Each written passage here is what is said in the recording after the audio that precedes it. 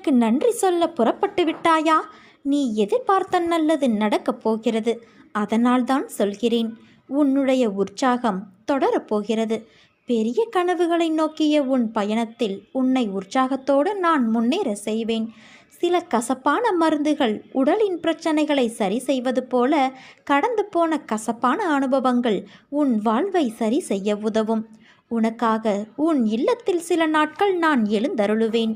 உன் பூஜைகளை நான் ஏற்றுக்கொள்வேன். நீ என் மீது காட்டிய அளவற்ற அன்பினால் உன் இல்லத்தில் நான் எழுந்தருள்வேன். அனைத்தும் சுமூகமாக செல்லப்போகிறது. வாழ்க்கையில் நடக்கும் விஷயங்கள் எல்லாம் நம் புத்திக்கும் யுகத்திற்கும் அப்பாற்பட்டது. அவைகள் எல்லாம் அளவிட முடியாத நுட்பங்கள் வாய்ந்தவை.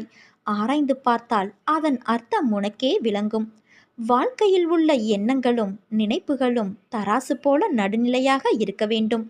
கஷ்டத்திலும் வெற்றியிலும் தன்னிலை மாறாது உறுதி வேண்டும். ஜெயிப்பதற்காகவோ தோற்பதற்காகவோ யாரும் முதலில் பெயர் கொண்டு இங்கு பிறப்பது இல்லை. நடுவில் வாழும் வாழ்க்கையில்தான் உன் வாழ்க்கை எந்த திசையில் போகும் என்று தீர்மானிக்கப்படும். நீ உயரமாய் எழுந்து நின்று வெல்லப் போகிறாய். இது என் சத்திய வாக்கு. நீ ஏன் இப்படி பயப்படுகிறாய்? உன்னில்தான் உன் அன்னையான நான் இருக்கிறேன். உன்னால் என்னை விட்டு எங்கேயும் அசையக்கூட முடியாது. என்றும் நீ என் உயிரில் உருவான பிள்ளையாய் இருப்பாய். உனக்கும் எனக்கும் எந்த பிரிவும் இல்லை. அந்த வார்த்தைக்கு கூட இடம் இல்லை. என்றும் நம் பந்தம் தொடரும் என் குழந்தையே. வாழ்க்கையில் பள்ளம் மேடு பாரமாய் இருப்பது இயல்புதான். ஆனால் நீயோ மனதில் பாரத்தை வைத்து என்ன கேட்பது என்று அறியாது மரத்து போய் இருக்கின்றாய். மரத்து போன நெஞ்சமாய் நிற்கவா உன்னை உன்னோடு இருந்து நான் அமைதியாக வடிவமைத்து கொண்டு இருக்கிறேன். உன் வசம் பரவி நிற்கும் உன் பண்பு நலன்கள் எப்போதும் நேர்மறையாய் சிந்திக்க என்றும் என்றென்றும் நான் உன் அம்மா உன்னோடு இருப்பேன். உன் அன்பின் ஆழத்தையும் பக்தியின் தூய்மையையும் பலத்தையும் விசுவாசத்தையும் எவ்வளவு உன்னதமானது என்பதை நான் அறிவேன். நீ என் பரிபூரண அருளும் அன்பும் பெற்ற என் செல்ல குழந்தை. உன்னை விட்டு நான் விலகுவதும் இல்லை. உன்னை விலகி போகும்படி நான் செய்வதும் இல்லை. ஏமாற்றங்கள் விரக்தி என எதிர்மறையாய் உன்னை சூழ்கிறது என்று நினைக்கிறாயா? கவலை கொள்ளாதே. இருளில் இருந்துதான் உதயம் பிறக்கும். அதே போல நேர்மறை தெரிவது உன்னிடத்தில். பௌர்ணமி அமாவாசை என இரண்டுமே உலக மனிதனின் வாழ்க்கையை சொல்லும் மிகப்பெரிய உதாரணம். பௌர்ணமியிலிருந்து அமாவாசை வருகிறதா அல்லது அமாவாசையிலிருந்து பௌர்ணமியா என்று நிர்ணயித்து சொல்ல முடியாது. இரண்டுமே ஒரே கால கணக்குத்தான், வளர்பிறை தேய்பிறை என்று. அவற்றைப் போலவே மனிதன் முன்னேறுகிற காலமும் இருக்கும், சறுக்குகின்ற காலமும் இருக்கும். இரண்டும் காலங்கள் நிர்ணயிக்கப்பட்ட விதி. அதுதான் உன் வாழ்க்கையில் நடக்கிறது. உன் வழிகள் கண்டும் நான் எப்படி அதை எடுத்துக்கொள்ளாமல் இருப்பேன்? எல்லாம் நன்மைக்கே என்று நம்பு. உன் நம்பிக்கையும் பொறுமையும் தான் வாழ்க்கையை வெற்றி என்னும் திசையில் பயணிக்க வைக்கும். நீ எல்லா செல்வ வளங்களையும் பெற்று சீரும் சிறப்புமாய் நல்ல பெயரோடு வாழப்போகிறாய். அம்மா, தினம்தோறும் விடியலை பார்க்கின்றோம். ஆனால் விடிவு காலத்தை என்னால் பார்க்க முடியவில்லை என்று நீ வருந்துகிறாயல்லவா? நீ நினைப்பது போல விடிவு காலம் என்பது திரைப்படங்களில் வருவது போல ஒரு நொடியில் மாறும் அதிசயமல்ல. உன் விடிவு காலம் ஏற்கனவே ஆரம்பிக்கப்பட்டுள்ளது. உன்னை வழி நடத்துவதன் மூலம் நான் ஏற்கனவே அதை செயல்பாட்டில் கொண்டு வந்துவிட்டேன். அதன் முன்னேற்றம் உன் கண்களில் இப்போது தெரியவில்லை. அதனால் நீ ஒன்றும் நடக்கவில்லை என்கின்றாய். நீ அறியாமலேயே சமீப காலமாக பல்வேறு துன்பங்களிலிருந்து உன்னை காப்பாற்றியிருக்கிறேன். அதே போல தொடர்ந்து காப்பேன். விடியல் ஆரம்பமாகிவிட்டது குழந்தையே, ஏற்கனவே ஆரம்பமாகிவிட்டது. அதை நீ உணரும் தருணம் விரைவில் வரும்.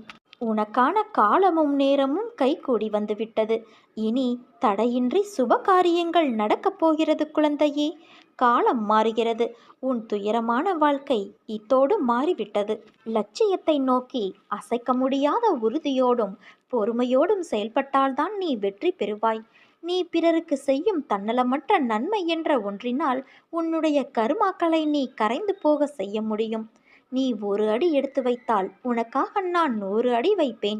இதை நீ நடைமுறைப்படுத்திப்பார். உன் பிரச்சனைகள் விரைவில் தீர்ந்துவிடும். நான் உனக்கு அடிக்கடி கூறுவது, நீ செய்யும் எந்த காரியத்திற்கும் பலனை எதிர்பார்த்து செய்யாதே என்று. பிறகு அவர்களுக்கு நான் என்னவெல்லாம் செய்தேன், ஆனால் அவர்களோ எனக்கு தீங்கு இழைத்து விட்டார்கள் என்று புலம்பாதே. அவரவர்கள் செய்யும் செயல்களுக்கான பலனை அவர்கள் நிச்சயமாக அனுபவிப்பார்கள். விவேகத்தை கடைப்பிடி. தெய்வ பக்தியோடு நீதிக்கு கட்டுப்பட்டு வாழ முயற்சி செய்.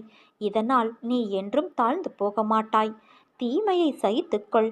இதனால் பாவக்கணக்குகள் ஒவ்வொன்றாக கழிந்து முடிவுக்கு வந்துவிடும் என்பதை புரிந்து கொள்.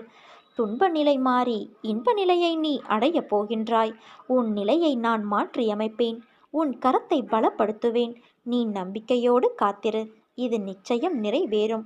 உனக்கான இலக்கை நோக்கி நீ போய்கொண்டே இரு என் குழந்தையே. உனக்கு துணையாக உன் அன்னையான நான் என்றும் இருப்பேன். உன்னை பாதுகாத்து கரை சேர்ப்பது என் பொறுப்பு. நீ தன்னம்பிக்கை மட்டும் விட்டுவிடாதே. உன்னை ஏளனமாக பார்த்து நகைத்தவர்கள் முன்னிலையில் நீ கொடியாய் உயர்ந்து நிற்கப் போகிறாய். உன்னை தாங்கும் கம்பாக நான் என்ற உன்னிடத்தில் உன் அன்னையான என்னை நீ என்ற சொல்லுக்கு அர்த்தம் கண்டாயோ, அந்த நொடி பொழுதிலிருந்தே உனக்காக நான் இருக்கிறேன். அதற்கு முன்பும் சரி, அதற்கு பின்பும் சரி, என் உயிராய் நீ இருக்கின்றாய். என் பரிபூரண அருளும் ஆசிர்வாதமும் அன்பும் எப்போதும் உனக்கு உண்டு. உன் கண்ணீரை துடை. உன் கண்களிலிருந்து கண்ணீர் வலியக்கூடாது. இது உன் உயிராய் நினைக்கும் உன் அன்னையான என் மீது ஆணை. நிச்சயம் வாழ்வில் நீ சந்தோஷமாக வாழ்வாய். நீ ஜெயமாக எல்லா செல்வ வளங்களையும் பெற்று சீரும் சிறப்புமாய் வாழ்வாய். புது வழி உனக்கு பிறந்து விட்டது. நீ போராடும் பிரச்சனை நன்மையில் முடியும். மிகப்பெரிய மகிழ்ச்சி உனக்கு காத்திருக்கிறது. இன்ப நிலை நீங்கி துன்பச் சுமையை சுமக்கிறாயே, அனுபவிக்க இன்னும் என்ன இருக்கிறது என்ற அளவில் துன்பத்தின் எல்லை வரை சென்றுவிட்டு வெறுமையாய் நின்று என் முகத்தை உற்று பார்க்கும் உன்னை நான் கண்டு கொள்ளவில்லை என்று நினைக்காதே. உன்னை அன்போடுதான் நான் கவனித்து கொண்டு இருக்கிறேன். உன் இழப்புகளை திரும்பி பார்த்தால் என் மனம் கூட நடுங்கத்தான் செய்கிறது. ஒவ்வொரு முறையும் உன்னை தைரியப்படுத்தி கொண்டு வருகிறேன் என்பதை நினைவுபடுத்திக்கொள். இன்னும் நீ கடந்து போக வேண்டிய தூரம் கொஞ்சம் இருக்கிறது.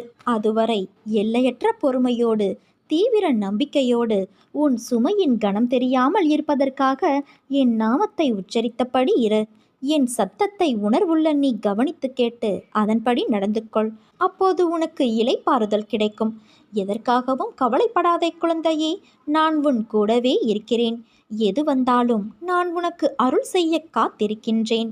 மனதிற்குள் கஷ்டங்களை வைத்துக்கொண்டு வருந்தாதே. அம்மாவான என்னிடம் மனம் விட்டு வேண்டினால் நிச்சயம் உனக்கு நிம்மதி பிறக்கும். உன் எண்ணங்கள் நிறைவேறும் காலம் வந்து விட்டது. நீ என்றுமே மற்றவர்களின் உடல் பலம் பணபலத்தை கண்டு அஞ்சாமல் எது வந்தாலும் ஏற்கும் பக்குவத்தை வளர்த்துக்கொள். உன்னிடம் திறமை இல்லை என்று யார் சொன்னது? முதலில் நான் ஜெயிக்க பிறந்திருக்கிறேன் என்ற நம்பிக்கையோடும் விடாமுயற்சியோடும் நீ செயல்படு. எதை விடாமுயற்சியோடு நீ தேடுகிறாயோ அதை நிச்சயம் நீ அடைவாய். பாம்பின் பற்களில் விஷம் இருந்தாலும் பாம்புக்கு அதனால் சிறிதும் தீங்கு இல்லை. அது இறப்பதும் இல்லை. ஆனால் பாம்பு எதையாவது தீண்டினால் தீண்டப்பட்டதற்கு அந்த விஷம் தீங்கு செய்கிறது. அதே போலத்தான் தீய எண்ணம் கொண்டவர்களும். அதனால் கெட்டவர்களோடு சேராதே. செம்பொன்னிற்கும் பித்தளைக்கும் உள்ள வேறுபாட்டை உரைக்கல்லில் உரைப்பதால் தெரிய வரும். அதே போல நல்லவரையும் தீயவரையும் அவரவர்களுடைய செயல்பாடுகளால் அறிந்து கொள்ள முடியும். விவேகமும் வைராக்கியமும் இல்லாமல் வாழ்க்கையில் வெற்றி பெற முடியாது. வெட்கம், வெறுப்பு, அச்சம் இவை மூன்றும் இருக்க வேண்டியதுதான். ஆனால் அதற்காக எல்லாவற்றிற்கும் பயமும் வெறுப்பும் கொண்டு இருந்தால் நீ உன் லட்சியத்தை அடைவது சிரமம். அதே சமயம் ஆசைகளுக்கு என்றுமே அடிமையாகி விடாதே. அவற்றை முழுமையாக கட்டுப்படுத்த முடியாமல் போகலாம். ஆனாலும் நீ கலங்காதே குழந்தையே. உன் அம்மா நான் உன்னோடு இருப்பேன். உனக்கு எல்லா சூழ்நிலைகளிலும் நான் துணை நிற்பேன். உன்னை நான் சரி செய்து வருகிறேன் என்று உணர்ந்து சில விஷயங்களை நீ மாற்றிக்கொண்டு வருகிறாய். நல்ல விஷயம்தான். மற்றவர்களை நேசிப்பதில் தவறு இல்லை. ஆனால் அவர்கள்தான் உலகம் என்று நினைக்கும் தருவாயில் இருக்காதே. அவர்கள் அன்பிற்கு நீ சார்ந்து இருக்காதே. அந்த அன்பு சில சூழ்நிலையால் குறைந்து போகலாம். அந்த சமயம் உன் வாழ்க்கையில் நீ வெறுமையை காண்பாய்.